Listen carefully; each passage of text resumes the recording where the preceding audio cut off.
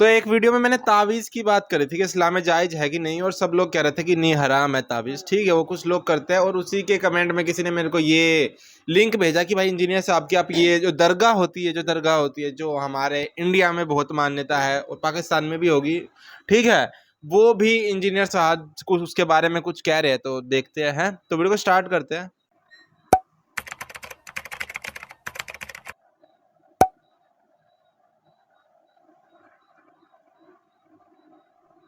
پانا ہے کچھ مقام تو خواجہ کے در پہ آ، ہونا ہے کامیاب تو خواجہ کے در پہ آ، لانا ہے انقلاب تو خواجہ کے در پہ آ، تقدیر ہے خراب تو خواجہ کے در پہ آ، جو بھی دے گا تجھ کو وہ دے گا حساب سے، پانا ہے بے حساب تو خواجہ کے در پہ آ۔ جو بے روزگار ہیں ان کو روزگار عطا فرمائیے، مولا غریب نواز، مولا غیب سے مدد فرمائیے۔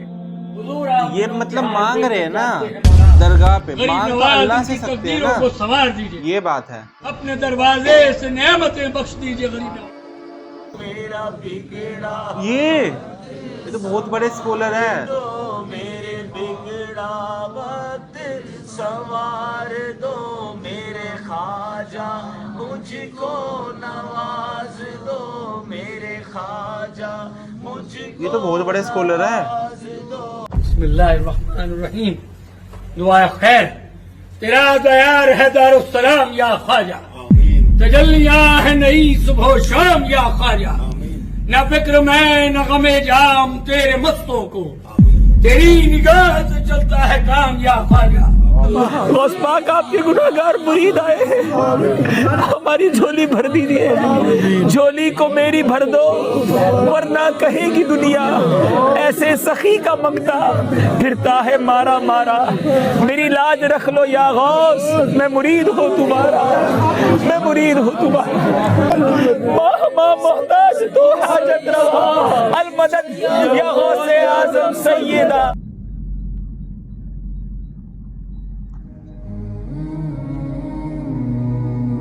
بھلا کس نے آسمانوں اور زمین کو پیدا کیا اور کس نے تمہارے لیے آسمان سے پانی برسایا؟ پھر ہم نے اس سے سرسبز باغ اگائے، تمہارا کام تو نہ تھا کہ تم ان کے درختوں کو اگاتے؟ تو کیا اللہ کے ساتھ کوئی اور بھی معبود ہے؟ ہرگز نہیں، بلکہ یہ لوگ رستے سے الگ ہو رہے ہیں۔ بھلا کس نے زمین کو قرارگاہ بنایا اور اس کے بیچ نہریں بنائیں اور اس کے لیے پہاڑ بنائے، اور کس نے دو دریاؤں کے بیچ اوٹ بنائی؟ یہ سب کچھ اللہ نے بنایا، تو کیا اللہ کے ساتھ کوئی اور معبود بھی ہے؟ ہرگز نہیں، بلکہ ان میں اکثر علم نہیں رکھتے۔ بھلا کون بے قرار کی التجا قبول کرتا ہے جب وہ اس سے دعا کرتا ہے، اور کون اس کی تکلیف کو دور کرتا ہے، اور کون تم کو زمین میں اگلوں کا جانشین بناتا ہے؟ یہ سب کچھ اللہ کرتا ہے، تو کیا اللہ کے ساتھ کوئی اور معبود بھی ہے؟ ہرگز نہیں، مگر تم بہت کم غور کرتے ہو۔ بھلا کون تم کو جنگل اور دریا کے اندھیروں میں رستہ بتاتا، اور کون ہواؤں کو اپنی رحمت کے آگے خوشخبری بنا کر بھیجتا ہے؟ یہ سب کچھ اللہ کرتا ہے، تو کیا اللہ کے ساتھ کوئی اور معبود بھی ہے؟ ہرگز نہیں، یہ لوگ جو شرک کرتے ہیں اللہ کی شان اس سے بلند ہے۔ بھلا کون خلقت کو پہلی بار پیدا کرتا پھر اس کو دوبارہ پیدا کرے گا؟ اور کون تم کو آسمان اور زمین سے رزق دیتا ہے؟ یہ سب کچھ اللہ کرتا ہے، تو کیا اللہ کے ساتھ کوئی اور معبود بھی ہے؟ ہرگز نہیں۔ کہہ دو کہ مشرکو اگر تم سچے ہو تو دلیل پیش کرو۔ اور یہ لوگ اللہ کے سوا ایسی چیزوں کی پرستش کرتے ہیں جو نہ ان کا کچھ بگاڑ ہی سکتی ہیں اور نہ کچھ بھلائی کر سکتی ہیں، اور کہتے ہیں کہ یہ اللہ کے پاس ہماری سفارش کرنے والے ہیں۔ کہہ دو کیا تم اللہ کو ایسی چیز بتاتے ہو جس کا وجود اسے نہ آسمانوں میں معلوم ہوتا ہے اور نہ زمین میں؟ وہ پاک ہے اور اس کی شان ان کے شرک کرنے سے بہت بلند ہے۔ کیا انہوں نے اللہ کے سوا اور سفارشی بنا لیے ہیں؟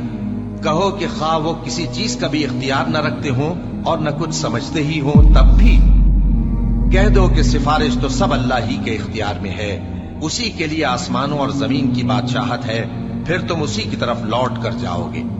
اور جب ایک اکیلے اللہ کا ذکر کیا جاتا ہے تو جو لوگ آخرت پر ایمان نہیں رکھتے ان کے دل گھٹ جاتے ہیں، اور جب اللہ کے سوا اوروں کا ذکر کیا جاتا ہے تو فوراً خوش ہو جاتے ہیں۔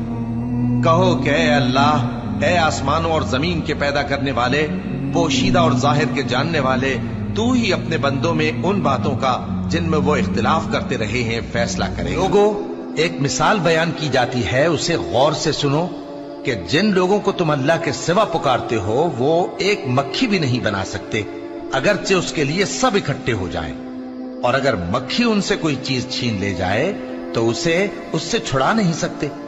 طالب اور مطلوب یعنی عابد اور معبود دونوں گئے گزرے ہیں۔ ان لوگوں نے اللہ کی قدر جیسی کرنی چاہیے تھی نہیں کی۔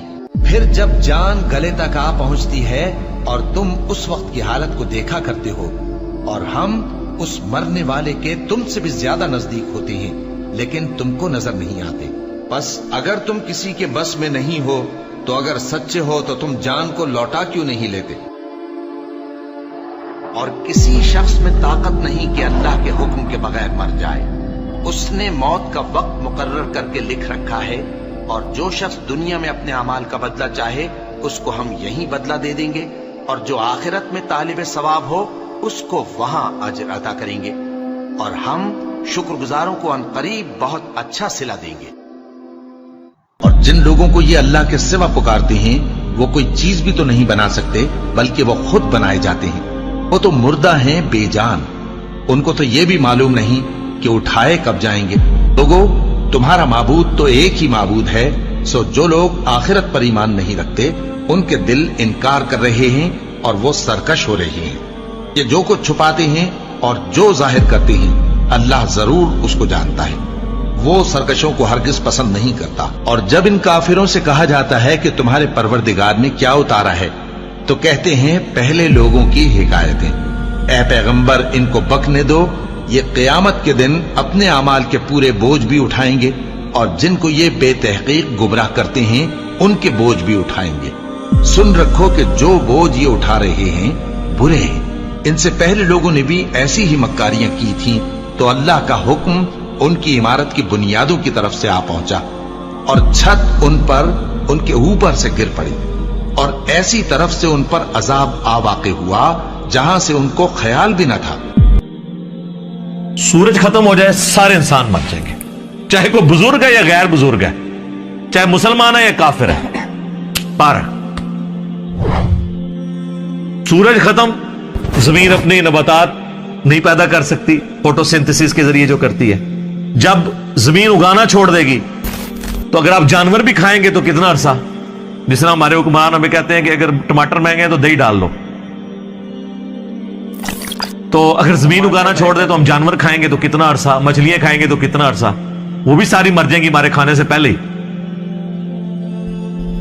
دنیا پہ موسموں کا تبدیل ہونا، ہواؤں کا چلنا، ہر زندہ چیز کی خوراک یہ ایک سورج کے اوپر ڈیپینڈنٹ ہے۔ تو پھر سب سے بڑا مشکل کشا کون ہوا؟ سورج۔ آج تک کسی کافر نے بھی کہا المدد یا سورج میری مدد فرمائیے، ہمیں کبھی وہم بھی نہیں آتا۔ سورج کی برکت سے ہی گلیشیئرز کا پانی پگھل کے دریاؤں میں آتا ہے، زمین کے نیچے بھی دریا چلتے ہیں، زمین کے اوپر بھی، جس پانی سے ہم لوگ زندہ ہیں۔ اور وہ گلیشیئرز تک پانی پہنچنا بھی سورج کی وجہ سے ہے، کیونکہ سورج ویپوریٹ کرتا ہے سمندر کے پانی کو، وہ ہواؤں اور بادلوں کی شکل میں ہم پر بارش کی شکل میں اور پہاڑوں پہ برف کی شکل میں برستی ہے۔ ورنہ یہ کروڑوں ٹن پانی اگر سمندر سے شفٹ کرنا پڑے اس کا نمک نکال کے گلیشیئر کے اوپر، پوری انسانیت قیامت تک بھی لگی رہی، یہ نہیں کر سکتی۔ جو کہتے ہیں نہیں خود بخود ہو رہا ہے، اور جو کام کرنے سے نہ ہو وہ خود بخود کیسے ہو سکتا ہے جب تک آپ اس کے پیچھے ڈیوائن سورس نہ مان لیں۔ God is the only explanation of all the physical phenomena in this universe۔ خدا ہی وضاحت ہے اس کائنات میں ہونے والے ہر فزیکل فینامنا کے پیچھے، وہ ڈیوائن سورس ہے۔ ڈیوٹی لگائی بھی ہے۔ 15 ارب سال سے سورج چل رہا ہے، اس میں فیول کون ڈال رہا ہے؟ اسے کان سے پکڑ کے کون چلا رہا ہے؟ سورج کو خود بھی نہیں پتا کہ وہ کیا کر رہا ہوگا، لیکن سورج کو ہم کیا مشکل کشا مانتے ہیں؟ حالانکہ ساری مشکلیں ہماری وہی حل کر رہا ہے۔ ہم کہتے ہیں سبب ہے، پھر بھی نہیں پکارتے۔ اتنے بڑے سبب کو آپ پکار نہیں رہے تو بابے کدھر سے آ گئے؟ بابے تو خود آپ کے نذرانوں پہ چلتے ہیں, کھانا کھا لیں تو انہیں ٹوائلٹ کی ضرورت پڑ جاتی ہے, اور جو کوئی کہتا ہے نا میں سمندر, دریا یا زلزلہ روک سکتا ہوں, وہ اپنا پیشاب کو روک کے بتا دے. نہیں. وہ پچھلے دنوں ایک انڈیا کے وہ مولانا صاحب کی ویڈیو بھی اپلوڈ ہوئی تھی نا کہ شیخ عبد القادر جیلانی کی مجلس میں ایک وقت کے بہت بڑے ولی بیٹھے تھے, اس دوران انہیں پیشاب آ گیا اور شدت شدید تھی, تو روک لیتے نا. انہیں خود مان لیا کہ بزرگ نہیں پیشاب روک سکتے. وہ کہتے عبد القادر جیلانی نے اینڈ جناب چادر سٹی, انہوں نے جا کے ڈگی تے, وہ پھر کسی میدان وچ پہنچ کے تے فارغ ہو کے واپس آئے. تو روک لیندے نا, اس میں الفاظ ہیں, وہ کہتے ہیں وہ بہت بڑے ولی اللہ تھے, پیشاب نہیں رکا, نہیں رک سکتا نا. انسان بہت کمزور ہے, لیٹر پھٹ جائے گا. کھانا نہ کھائے زندہ نہیں رہ سکتا, محتاج ہے. سورۃ المائدہ کی آیت نمبر 72 میں آیا عیسیٰ اور ان کی ماں روٹی کے محتاج تھے. اگر عیسیٰ اولو العزم پیغمبر محتاج ہیں کھانا کھانے کے, اور ان کی ماں سارے بزرگوں سے بڑی بزرگ ولیہ مریم بنت عمران وہ روٹی کی محتاج ہیں, تو بابوں کی کیا اوقات ہے؟ روٹی کے محتاج ہیں, اور روٹی کھا لیں تو نکالنے کے محتاج, نہ نکلے تو پھر پریشانی. سب کچھ اللہ کر رہا ہے. تو میرے بھائی جب یہ اللہ کر رہا ہے, پکارنا اللہ کو ہے. ایاک نعبد و ایاک نستعین. یہ ہمارا مین جھگڑا ہے شرک کے حوالے سے. ہزاروں باتیں ایک طرف, اصل بات یہ ہے کہ اصل شرک ہوا ہے ایاک نستعین میں. عبادت کی کوئی شکل, نماز, روزہ, حج, زکات, نظر, نیاز, سب اللہ کے لیے, سب دیتے بھی اللہ کے لیے. بس اصالہ ثواب کی نیت کرتے ہیں, وہ چھوٹا مسئلہ ہے. ٹھیک ہے, میت کی طرف سے اصالہ ثواب ہو سکتا ہے, لیکن ایاک نستعین میں مسلمانوں کی اکثریت شرک کر رہی ہوتی ہے. اچھا, نماز میں نہیں کرتی. نماز میں آج تک کسی نے یا علی مدد یا شیخ عبد القادر جیلانی مدد نہیں پڑھا. نماز میں کیا پڑھتے ہیں؟ ایاک نعبد و ایاک نستعین. تو سر مولا علی بھی نمازوں میں اللہ کو پکارتے تھے, نماز کے بعد بھی اللہ کو پکارتے تھے. مولا علی کا ماننے والا وہ ہوگا جو مولا علی کی طرح اللہ ہی کو پکارے, ورنہ مولا علی کا ماننے والا تو وہ نہ ہوا. تو یہ آپ دیکھیں کتنی بڑی جرت کا یہ لوگ کام کر رہے ہوتے ہیں. ہم جب سمجھاتے ہیں تو کہتے ہیں آپ گستاخی کر رہے ہیں. سر جب آپ عیسائیوں کو سمجھاتے ہیں نا کہ حضرت عیسیٰ ابن مریم اللہ کے بیٹے نہیں ہیں, تو عیسائی بھی سمجھتے ہیں آپ حضرت عیسیٰ کی گستاخی کر رہے ہیں. اور قرآن میں تو بہت سخت بات آئی ہے. سورہ المائدہ کی آیت نمبر 17 میں لقد کفر الذین قالوا ان اللہ هو المسیح ابن مریم. بے شک وہ لوگ کفر کر رہے ہیں جو یہ کہہ رہے ہیں کہ عیسیٰ ابن مریم ہی اللہ ہیں. اس کے بعد کتنے سخت الفاظ ہیں. قل, اے نبی تم فرماؤ, فمن یملک من اللہ شیئا, اللہ کا کوئی کیا بگاڑ لے گا. ان اراد ان یہلک المسیح ابن مریم وامہ ومن فی الارض جمیعا, کہ اگر اللہ ارادہ کرے کہ عیسیٰ ابن مریم اور ان کی ماں کو اور ساری مخلوق کو ہلاک کر دے, اللہ کا کوئی کیا بگاڑ سکتا ہے. اچھا, شرک کیا عیسائیوں نے, مثال دے دی عیسیٰ ابن مریم کی, بتاؤ توحید کے لیے. سب سے اچھی بات لگی کہ پہلے سٹارٹنگ میں درگاہ کی وہ دکھائی, شرک دکھائی. ٹھیک ہے, آپ لوگ جاتے ہو تو برا مت ماننا. اور اس کے بعد قرآن کی لائنیں دکھائی. ٹھیک ہے, یہ اچھی بات ہے کہ جو لوگ انجینئر صاحب کو سیدھا بول دیتے ہیں یہ غلط بول رہے ہیں, ایسا نہیں, ایسا نہیں ہے. سیدھا درگاہ کو دکھانے کے بعد انہوں نے دکھایا قرآن کہ قرآن کیا کہہ رہا ہے اس بارے میں, ہے نا. اور بالکل قرآن تو صاف کہتا ہے ایک اللہ, اور اسی سے مانگو, کہ اللہ پہ کوئی جھوٹ مت مانگ دو, یہ ہے کچھ نہیں, ایک اسی سے مانگو. لوگ بتاؤ درگاہ پہ مانگ رہے. یہ جب تک ہم نہیں جانتے اسلام کو. آپ کو دیکھا ہے, ہم بھی گئے ہوئے ایک بار, میں تو بچپن میں بہت بار جاتے ہیں, ہر ویروار کو جایا. یہ میں بتا رہا ہوں نا, یہ انڈیا میں یہ بہت ہو رہا ہے, پاکستان کا مجھ کو نہیں پتا. ٹھیک ہے, اور ہم لوگ نہیں جانتے تھے جب تک, تو ہم سوچتے تھے کہ اسلام کا ہی پارٹ ہے. ممی تو ابھی تک سوچ رہی تھی کہ یہ اسلام کا ہی پارٹ ہے نا ممی. وہاں پہ آج بھی اب ٹوپی پہن کے مسلمان جائیں گے تو سب کہے گے بھائی یہ مسلمان ہی کر رہے ہیں. ٹھیک ہے, اور کر بھی رہے ہیں, زیادہ تر مسلمان ہی کر رہے ہیں. ہمارے لیے تو سارے مسلمان ایک جیسے لگتے ہیں. ہاں, لیکن اگر ہم جڑ تک جائیں گے, اسلام کی جڑ تک جائیں گے, اور جڑے ہے اسلام کی قرآن. ٹھیک ہے, جہاں سے سارے پودے جو ہے بن رہے. ٹھیک ہے, جڑ ہے قرآن. قرآن تو منع کر رہی ہے, اسے اللہ سے مانگو, وہی دے سکتا ہے. ہاں, جو چیزیں انڈیا آئی ہے نا, جب اسلام جیسے انڈیا میں جو آیا نا, وہ اس نے بہت چینجز آئے ہیں. جیسے کہ اب آپ لوگ بولتے بھائی کہ اسلام میں کوئی کاسٹزم نہیں ہے، جاتی نہیں ہے، لیکن جب انڈیا اور پاکستان آ گیا اس میں سب ہے، سب کاسٹ آ چکی ہے اسلام میں، ٹھیک ہے، انڈیا کے اس میں انڈین مسلم میں، ٹھیک ہے. اب وہ لوگ کیا کریں گے، کھانا ایک ساتھ کھا لیں گے اور مسجد میں ایک ساتھ نماز پڑھ لیں گے، ٹھیک ہے، لیکن جس سمے شادی کرنی ہوگی وہ اپنے سے چھوٹے مسلمانوں کے کاسٹ میں شادی نہیں کرے گے. یہ حقیقت ہے، آپ لوگ بھی بتانا، ٹھیک ہے. تو یہی بات ہے کہ لوگ اپنے جب بھول جاتے ہیں جہاں سے ہم نکلے ہیں. جو عرب تھا محمد صلی اللہ علیہ وسلم، انہوں نے پتھر کھائے ہیں، جو ہم نے ایک سٹوری سنی تھی نا، انگور کے پیڑ کے نیچے وہ گئے اور وہ سب ہوا. اتنا سب کچھ کر کے اسلام کو انہوں نے اتنا پورے عرب میں اتنا سب محنت کر کے انہوں نے، ٹھیک ہے، جہالت سے نکالا، پھیلایا، اتنا جہالت سے نکالا، ٹھیک ہے، 570 عیسوی کے بعد، ٹھیک ہے. اور آج ہم انڈین مسلمانوں کو دیکھ رہے ہیں اور پاکستان میں مسلمان ان کو دیکھ رہے ہیں وہ کیا کر رہے ہیں. تو پھر انجینئر صاحب کو بھی دکھ ہوتا ہے اور ہم کو بھی دکھ ہوتا ہے. اتنی ٹھوکریں کھا کے، مطلب اتنی ٹھوکریں کھا کے، اتنے پتھر کھا کے، اتنا گھائل ہو کے پورے عرب میں اسلام پھیلایا ہے کہ جو بھی کچھ ہے اللہ ہے، اللہ سے مانگو، اللہ سے مانگو. اور پھر لوگ باغ الگ الگ چن لیتے ہیں، کوئی مسجد جا رہا، کوئی ارے یار مسجد جاننا اچھی بات نہ، ہے، یہ کیا ہے، یہ درگاہ ہے. ہاں مطلب کہ کوئی درگاہ جا رہا ہے، کوئی کہیں جا رہا ہے، تو یہ کوئی تعویذ لے رہا ہے، کوئی درگاہ جا رہا ہے، کوئی جھاڑے لگا رہا ہے. یہ کیوں کر رہے ہو؟